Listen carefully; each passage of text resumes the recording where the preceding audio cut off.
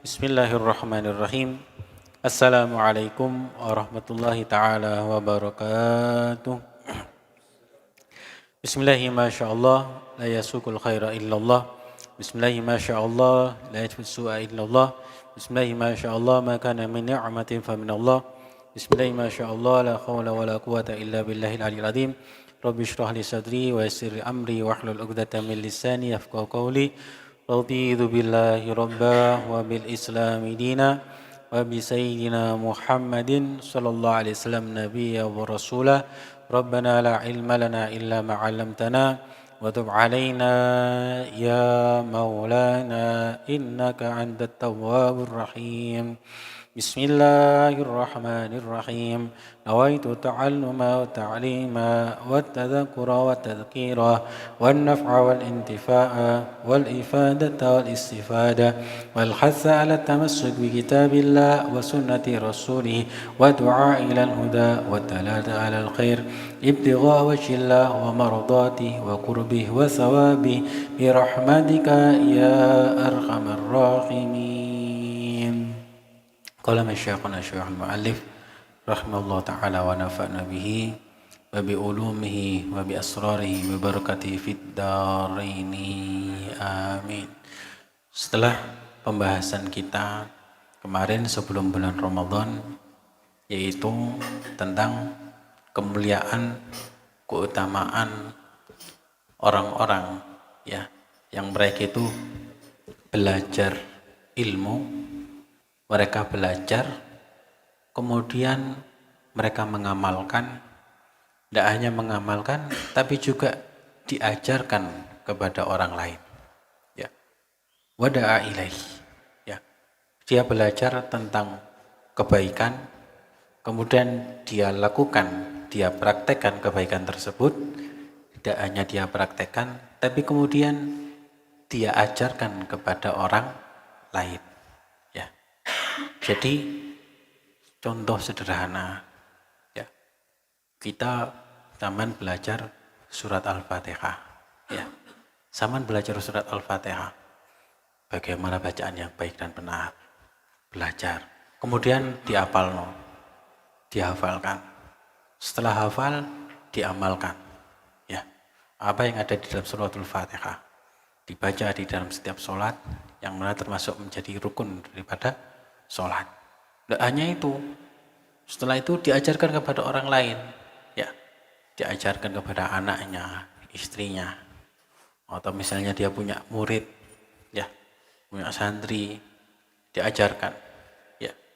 Maka setiap satu huruf yang dibaca oleh orang yang kita ajar, ya, kita beritahukan nilai kebaikan, maka kebaikan itu akan kembali kepada kita, ya. Jadi nilainya tidak hanya satu, bisa menjadi dua. Belum lagi orang itu mengajarkan kepada orang lain, berarti berapa kelipatannya? 2 jadi 4, 4 jadi 8, 8 jadi 16, 16 jadi sampai berlipat-lipat. Ya, itu kalau kita mengajarkan kebaikan. Makanya di dalam kitab Bidayatul Hidayah, ya, yang disyarahi oleh Syekh Nawawi Al-Bantani, dia mengatakan ya, fadzalika yud'adi man fi malakutis samawat bi syahadati Isa alaihis salam.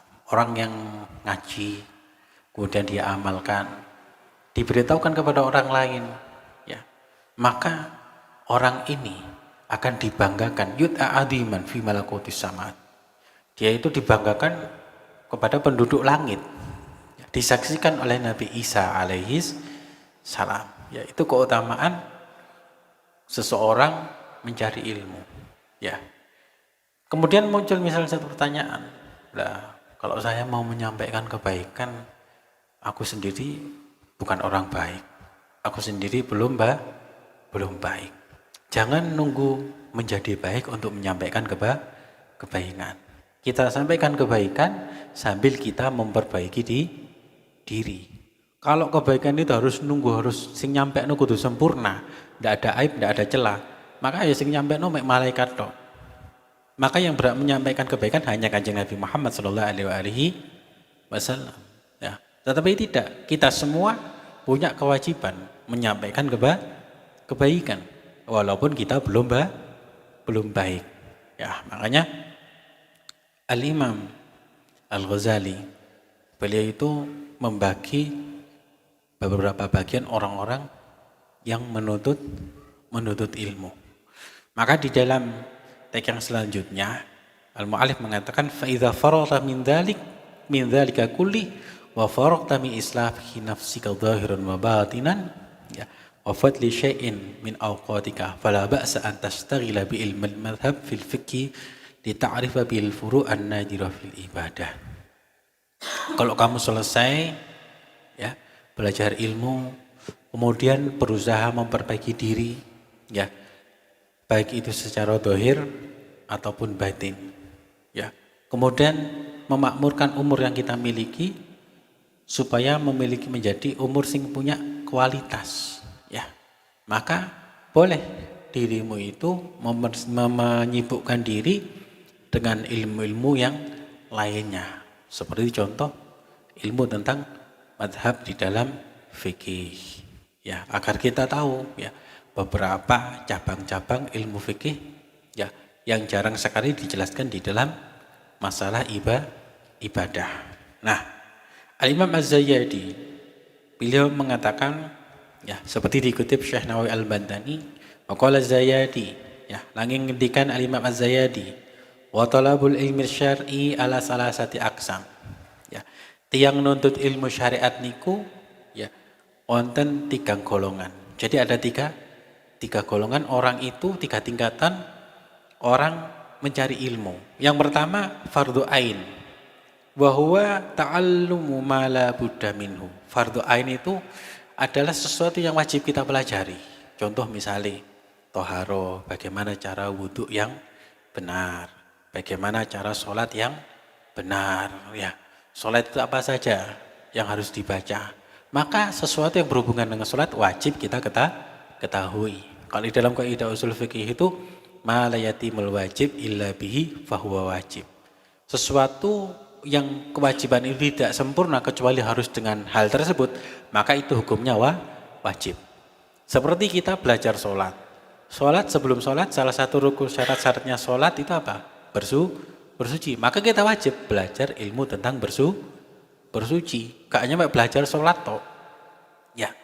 Wis aku tak belajar noto hati sing bersih apa baru sholat lah terus gak wudhu tak sing penting ku hatinya disucikan nah keliru kok ngono iku ya ketoknya bener ya mek bener no batine to ya padahal sebenarnya kalau hatinya itu bener maka dia berusaha akan memperbaiki dohirnya ya kalau hati itu bisa menerima akal itu bisa menerima maka dia akan berusaha memperbaiki apa yang nampak kan gitu kata ya analogikanya kan seperti itu tapi kalau orang itu tidak memperbaiki dohirnya ya hanya memperbaiki hatinya ya wis aku tak ketok elek nek ngadepi wong cek diarani elek tapi hatiku tak api kelihatannya kan kayak bener ya tapi ini salah ya apa istilahnya sekarang itu merendah untuk meroket ya.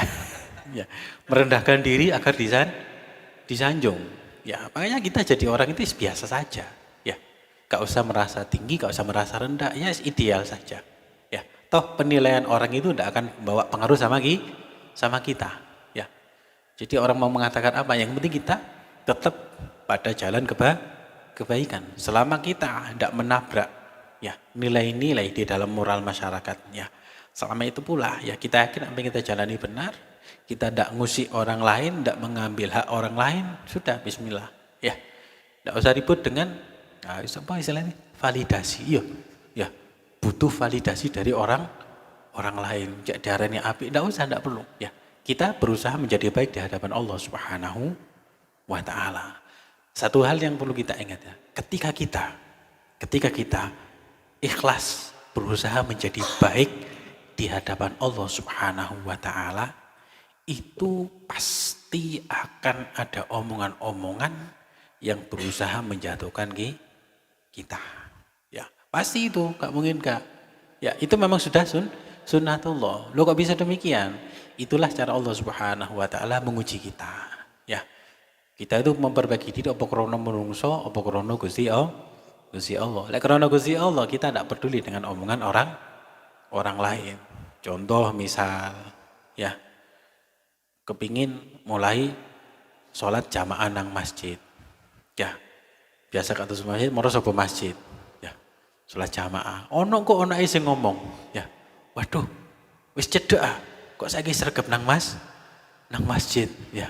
Wah, cedhek opone iki? Ya, ngimpi opo rek nang masjid, ya. Kan kadang ada aja omongan seperti itu. Terlepas orang itu kadang bercanda atau tidak.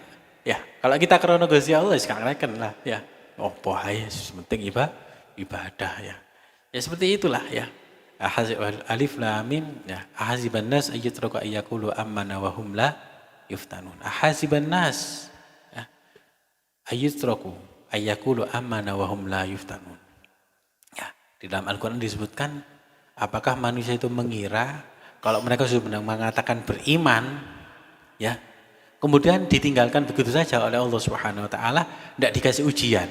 Pasti dikasih ujian sama Allah Subhanahu wa taala. Lihat para anbiya, para rasul. Ya. Mereka semua diuji oleh Allah Subhanahu wa taala. Asyadul bala al-anbiya. Ya. Ujian yang paling berat itu adalah para nabi. Sumal amsal fal amsal fal amsal. Kemudian baru golongan yang setelahnya ya. Para sahabat dan lain sebagainya. Kalau kita kadang kena ujian sing ringan, enteng tok ngene wis pedot tengah dalan. Tapi justru malah ujian yang paling berat itu sebenarnya bukan dari orang lain. Ujian yang paling berat itu bukan dari omongan orang lain. Justru ujian yang paling berat itu adalah omongan negatif dari diri kita sendiri. Musuh terbesar kita adalah diri kita sendiri. Rasa malas, rasa enggan untuk berubah menjadi lebih baik. Maka ini yang pertama ya. Fardu ain yaitu mempelajari ilmu yang wajib kita ketahui. Kemudian yang kedua, fardu kifayah. Fardu kifayah itu apa? Yaitu wa huwa ta'allumu ma yasilu bi ila darajatil ifta. Kita belajar ilmu ya, ilmu agama secara lebih mendalam supaya bisa memberikan fatwa hukum kepada masyarakat. Itu hukumnya fardu kifayah.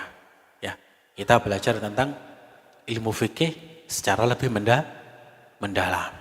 Ya. Nah, kemudian wa sunnah wa huwa ma zada ala dzalik.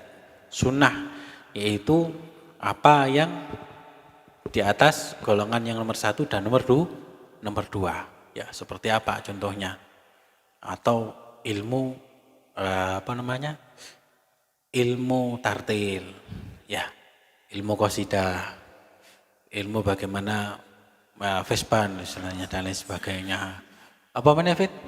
Qiraah sab'a ya, qiraah sab'a atau lagom, nadom dan lain sebagainya. Itu sunnah kita pelajari. Tapi niatkan ya sebelum kita mempelajari ilmu-ilmu tadi itu niatno nyenengno kanjeng Nabi.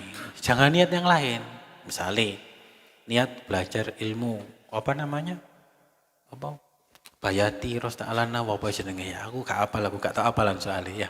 Ya Ros ya, Bayati ngono-ngono iku. Nahawan ya. Itu niatno supaya menambah motivasi kita di dalam memuji kanjeng Nabi Muhammad sallallahu alaihi wasallam. Maka setiap prosesnya itu kita punya nilai ibadah ya. Gak hanya kepingin FYP tok ya enggak ya. Cek viral misalnya, jangan ya. Itu niat yang keliru seperti itu ya. Ya. Jadi 3 tingkatan ini tadi ya. Kemudian Al-Imam Al-Ghazali mengatakan ya, maka fakun ahadur rajulain. Maka jadilah salah satu di antara 2 orang itu. Yang pertama itu tadi ya, kita belajar ilmu wajib. Jangan kita punya pemikiran ya, aku gak mungkin tadi ustadz, gak mungkin tadi kiai alim, lapa aku belajar ngono iku. Aku gak punya murid. Mungkin sekarang kita berpikir seperti itu. Tapi ketika ya, atau misalnya aku guru taroki kok lapa aku belajar ngono. Misalnya ya, seperti itu misalnya ya. Tetap kita punya kewajiban. Karena siapapun kita suatu saat akan memiliki tanggung jawab terhadap orang lain. Ya, apa itu? Istri, anak. Ya, kita nanti akan menikah. Maka seorang suami punya kewajiban ngajari istri nih. Ya, bagaimana ngajari ilmu syariat? Sholat sing bener. Ya, dek gak sholat tak? Prei mas. Lah misalnya kamu gak ngerti agama, ilmu agama. Ya, istrimu juga lebih pinter ke awakmu. Padahal gak wayahe prei, dek ngomong prei. Apa gak sholat? Prei mas. Prei maksudnya males ya. Tapi kamu pinter ngerti. Loh kak iki saiki tanggal piro? Sampeyan kudu wayane prei. Ya kan ngerti? Ya. Ya aku lek wis rabi lah ngerti ya. Jadi tahu ya ini darah haid atau istihadah. Misalnya ya, waduh saya enggak ngerti apa-apa tentang kapasitas ilmu itu. Perintahkan istri itu untuk belajar. Dek, sampean ngaji tentang masalah haid, nifas, fikih. Ya, wajib lu suami memerintahkan tadi. Kenapa? Karena tanggung jawab. Misalnya bojone ngomong, "Mas, ya aku mau Mas lek mek kon ngaji tok Mas, ya sangono dah." Ya kasih sangu. Itu kewajiban. Atau misalnya ya, bojone gak semetu, panggil orang yang ngerti. Ya, misalnya nyeluk, "Lut, Lut, njaluk tolong ya. Kok bojone sampean kok ngajari bojoku?" Ya, "Opo? Oh, taklim masalah ini." "Oh ya wis beres siap." Ya, saling memberikan manfaat. Ya, ya. Setiap dari kita itu nanti akan punya tanggung jawab. Ya, istri sampean nanti, istri kita kan nanti kalau dikasih keturunan sama Allah Subhanahu Wa Taala kan punya anak nanti. Anak itu jadi tanggung jawab orang tua. Lah ibu api didik anak nanti juga baik. Makanya ya wasiat Kanjeng Nabi apa? Fatfar bidzatid taribat yata. Ya. Pilihlah orang yang ngerti agama. Ya, mengerti agama itu bukan berarti bojone kudu santri, kudu ustadzah, kudu aliman, enggak seperti itu. Maksudnya ngerti agama itu minimal dia tahu akhlak, tahu kewajiban di dalam agamanya. Ya, terhadap dirinya sendiri juga terhadap suaminya. Maaf, kadang ada orang ya perempuan ngerti agama tapi tidak ngerti akhlak. Ya kan? Dia tinggalkan kewajiban. Ya, agama dijadikan disalahgunakan. Ya, tidak sedikit yang seperti itu. Ngerti agama tapi dia durhaka kepada suaminya. Ya. Makanya ya fatwar bidzatid. Milih sing ngerti agama. Kamu pilih yang ngerti agama itu punya nilai plus. Ya, apa lek jari David? Iya, gak repot-repot ngajari. Tak ajari ilmu fikih tiba-tiba lu ngerti toko aku. Lah enak lah, nilai plus kan seperti itu. Ya, Dek ayo Dek belajar Quran. Zaman Quran ini gak metode apa sih Mas? Ya, wah. Aku metode qiraati yang mbok umi wis apal kabeh. Sampeyan apa? Jus amah. Ya sih kurang lama aja. Aku sono sertifikatnya bila dituduhno sampeyan. Ya, misalnya ya. Contoh ya. Jadi seperti itu. Ya. Kalaupun kita ya kita belajar ilmu itu tujuannya untuk diri kita sendiri dan untuk nanti untuk orang-orang yang akan menjadi tanggung jawab kita. Anak dan istri kita. Lek karena ilmu nih, ya gak ngerti ilmu, bojone metu buka aurat di Jarno. Ya, maaf ya, bojone dadi FYP joget-joget, ya tambah seneng, waduh viral rek, mari ki oleh anu iki, oleh duit mari ki, terus no dik, ya terus no, ya terus no. Ya, na'udzubillah min dalik ya. Ya apa komentarin netizen apa? Wajahku kurang glowing mas, wis tak bandani skincare ya. Ya, na'udzubillah dalik ya. Jangan sampai kita menjadi suami sing apa dayus ya. Dayus itu apa? Membiarkan tidak ada rasa cemburu terhadap keluarganya, istri dan anak-anaknya ya.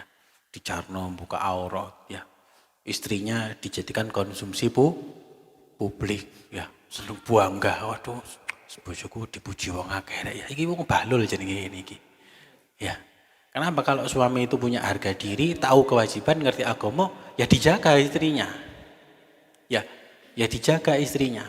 Ya, oh berarti Joko bojoku bojone kudu cadaran, enggak mesti harus seperti itu. Ya. Yang penting ya istri kita ajari tahu batas-batasnya. Ya. Yang paling penting adalah punya rasa malu. Kudu malu-maluin loh ya. Nah, punya rasa malu.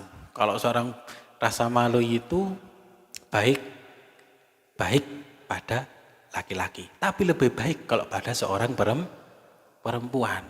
Ya. Tapi lek isine nemen nang lanang iku ya gak baik. Ya. Mas Kidong, monggo sampean ngimami terus. Izin kula. Ya. Monggo Mas Kidong ngimami tahlil. Kok izin kula. Ya. Waduh, izin gak kisenan. Ya. Nah, lek jarine David iku manta asana falaku mana lahu. Ya. Manta asana falaku mana lahu. Sopone sing izin ora kumanan. Ya. Ya, sing izin ora kumanan. Ya, lek izin rasa malu itu ada para perempuan itu baik. Bagus. Ya. Tapi kalau pada laki-laki itu ndak baik. Ya. Tapi rasa malu kepada laki-laki itu harus disesuaikan tempat dan waktunya. Al-haya'u la ya'ti illa bi khair. Rasa malu itu tidak mendatangkan apapun kecuali kebaikan. Ya. Tapi kalau orang laki-laki kudu ngerti tempat. Gak semua dia kudu harus rasa malu. Nyambut gawe, aduh, izin aku gengsi. Ya gak cocok lah kayak wong lanang ya. Ayo sampean gak golek nafkah. Aduh. Izin deh. Apa kata dunia? Ya. Jangan ya. Sampean berangkat kerja seorang laki-laki. Ya, kan lek ngene apa di TikTok ya. Di TikTok, di Instagram, harga diri seorang laki-laki adalah bekerja. Kan nek mburine truk-truk ngono ya. Harga diri laki-laki adalah bekerja, bukan minta, bukan bergaya. Ya, bergaya dengan biaya orang tua. Ya, bondone jejak lawang. Ya, tidak seperti itu ya. Ya. Karena seorang laki-laki itu kalau dia itu banyak beraktivitas, banyak pengalaman akan semakin baik ya untuk kehidupannya. Ya. Dia berangkat bekerja, ya. Berangkat bekerjanya orang laki-laki itu. Ya, terlebih kalau sudah berkeluarga. Ya. Atau belum berkeluarga. Ya. Tapi niat golek rezeki sing halal. Ya, golek rezeki sing halal ambil niat menghalalkan si dia. Ya. Ya. Lek golek rezeki sing halal berarti sudah punya yang halal. Kalau niat untuk menghalalkan si dia berarti berjuang menuju yang halal. Ya, makanya ini punya nilai ibadah. Ya. Lapo kamu kok sregep nyambut kami? Ya, untuk menuju halal, untuk menghalalkan si dia. Sopo? Gak ero ya. Gurung ono calone tapi gak apa bismillah ya. Ya kan? Sik disiapno Gusti Allah ya. Maka yang masih belum bertemu jodohnya segera dipertemukan oleh Allah Subhanahu wa taala ya.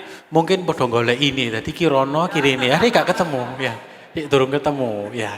Nek sing sijine ana sing marani akhire ketemu ya. Trisno jalaran saka nglibet ya. Ya. Harapan kita ya. Jadi semoga apapun yang menjadi hajat kita semua ya, hajat dunia akhirat kita, terutama hajat orang tua kita dikabulkan, diridhai oleh Allah Subhanahu wa taala dengan barokah ya asrar Maulid Simtud Duror, juga barokah keberkahan malam Jumat yang mulia ini ya. Dikabulkan segala hajat kita oleh Allah Subhanahu wa taala. Orang tua kita, guru-guru kita yang sudah dipanggil oleh Allah Subhanahu wa taala, dosa-dosanya diampuni oleh Allah Subhanahu wa taala. Jika ada kerabat kita ya, saudara kita, tetangga kita yang sudah dipanggil oleh Allah Subhanahu wa taala, dosa-dosa mereka diampuni oleh Allah Subhanahu wa taala. Kita niatkan apa yang kita baca, baik itu dari Maulid Sirah Kanjeng Nabi Muhammad SAW, baik itu dari kitab-kitab karangan Al-Imam Abi Hamid Al-Ghazali, karangan para masyayikh Syekh Nawawi Al-Bantani, pahalanya kita niatkan untuk kedua orang tua kita. Pahalanya kita niatkan untuk orang-orang yang sudah dipanggil oleh Allah Subhanahu wa ta'ala. Kita berharap keberkahan dari mereka. Rabbi fa'fa'na biberkatihim واهدنا الحسنى بحرمتهم. بسم الله الرحمن الرحيم. الحمد لله رب العالمين حمدا كثيرا طيبا مباركا فيه على كل حال. الحمد لله في نعم مزيدا. يا ربنا لك الحمد كما ينبغي لجلالك وعظيم سلطانك. سبحانك لا نحصي ثناء كما أنت أحسن فلك الحمد حتى ترضى. فلك الحمد إذا رضيت. فلك الحمد بعد الرضا. اللهم صل وسلم على سيدنا محمد صلاة تنجينا بها من جميع الأحوال والآفات وتقضي لنا بها يا الله جميع الحاجات. Hajat kita semua, hajat orang tua kita semua, hajat sahabat-sahabat kita, hajat orang-orang yang kita cintai, hajat dunia akhiratnya. Waktu itu akhiruna biha min jam'i sayyi'at wa tarfa'una biha indaka 'ala darajat wa tuballighuna bi aqsal ghayat min jami'il khairat fil hayati wa ba'dal mamat. Allahumma la tada' lana fi majlisina hadza dhanban illa ghafartah wa la hamman illa farajtah wa la daynan illa qadaitah ولا مريضا إلا شفيته ولا حاجة من حوائج الدنيا والآخرة التي كنت بها رضا ولنا فيها صلاة إلا قضيتها ويسرتها برحمتك أرحم الراحمين.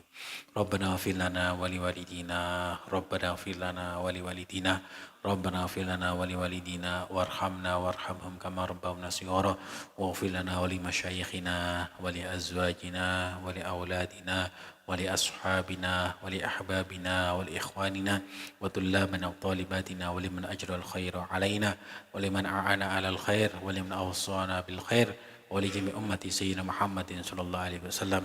اللهم كما أنعمت علينا فزد وكما زدت فبارك وكما باركت فأدم وكما أدمت فلا تسلب به رب العالمين. ربنا اغفر لنا ولإخواننا الذين سبقونا بالإيمان ولا تجعل في قلوبنا غلا للذين آمنوا ربنا إنك رؤوف رحيم.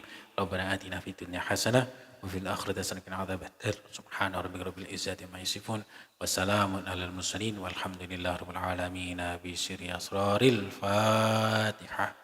أعوذ بالله من الشيطان